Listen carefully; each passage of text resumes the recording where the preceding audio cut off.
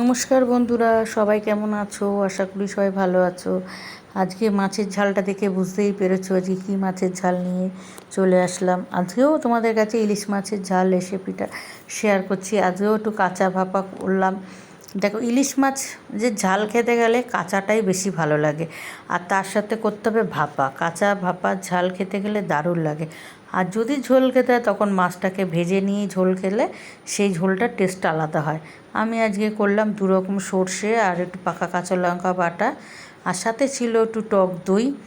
আর টক দইয়ের মধ্যে দিয়ে দিলাম একটু লঙ্কা গুঁড়ো। লঙ্কা গুঁড়োটা দেওয়ার পর হলুদ দিচ্ছি। হলুদ দেওয়ার পরে আমি সর্ষে বাটাটা লঙ্কা দিয়ে একটু নুন দিয়ে বেটে নিয়েছিলাম, সেই বাটা সর্ষেটা দিয়ে দিচ্ছি।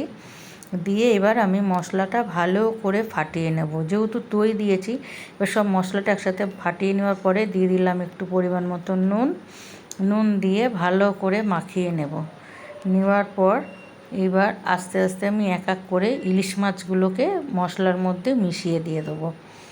মিশিয়ে দেওয়ার পর মশলাগুলোকে দিয়ে ভালো করে মাখিয়ে নেব। আর যদি তোমাদের কাছে মাছের ঝালটা ভালো লেগে থাকে, এই ভিডিওটা ভালো লাগে, অবশ্যই একটা লাইক কমেন্ট করো বন্ধুরা। আর ফেসবুকে না সেইভাবে একদম সময় দিতে পারছি না, সামনে পুজো চলে এসেছে, ঘরে প্রচুর কাজ, আর তার মধ্যে পুজোর কেনাকাটা এইসব করতে গিয়ে ফেসবুকে একদম টাইম দিতে পারছি না। আমি আজকে ডেস্কি বসিয়ে দিয়েছি, ডেস্কিটার মধ্যে জল দিয়ে তার মধ্যে একটা স্ট্যান্ড দিয়ে দিয়েছি। ওই জলটা যখন উষ্ণ গরম হয়েছে আমি টিফিন কৌটোটা বসিয়ে দিয়েছি। এবার মাছের ঝালের মধ্যে সবশেষে দিয়ে দিলাম একটু কাঁচা সর্ষের তেল। আর সর্ষের তেল না দিলে তো মাছের ঝাল ভালোই লাগবে না।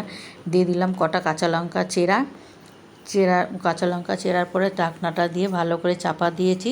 আর বাষ্পটা যাতে না বেরিয়ে যায় তার জন্য একটা নোড়া চাপা দিয়েছি, যাতে ঢাকনাটা ভালোভাবে বসে থাকে। তারপরে আমার দেখো ইলিশ মাছের কাঁচা ঝালটা রান্না করা হয়ে গেছে। কালারটা দেখে বুঝতেই পারছো কত সুন্দর রঙটা এসেছে। আর আমি আলাদা করে কোনো জল দেইনি, টক দইয়ের যে জলটা বেরিয়েছিল সেই জলটা দিয়ে মাছের ঝালটা পুরো হয়ে গেছে। তা দেখেই বুঝতে পারছো মাছের ঝালটা পুরো রেডি হয়ে গেছে। আর কেমন লাগলো, আগের দিন দিয়েছিলাম কড়াইতে করে ভাপা করেছি, আর আজকে ঝালটা টিফিন কৌটাতে করেছি। দুদিনে দুরকমভাবে তোমাদের কাছে ভিডিওটা দিলাম।